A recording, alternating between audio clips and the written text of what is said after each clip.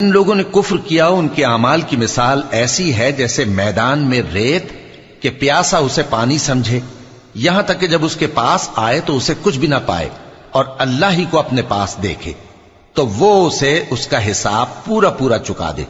اور اللہ جلد حساب کرنے والا ہے۔ یا ان کے اعمال کی مثال ایسی ہے جیسے گہرے سمندر میں اندھیرے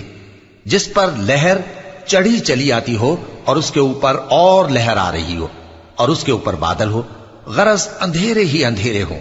ایک پر ایک چھایا ہوا، جب اپنا ہاتھ نکالے تو کچھ نہ دیکھ سکے،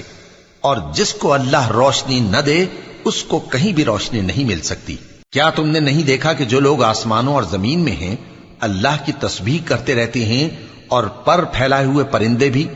اور سب اپنی نماز اور تسبیح کے طریقے سے واقف ہیں، اور جو کچھ وہ کرتے ہیں سب اللہ کو معلوم ہے، اور آسمان اور زمین کی بادشاہی اللہ ہی کے لیے ہے، اور اللہ ہی کی طرف لوٹ کر جانا ہے۔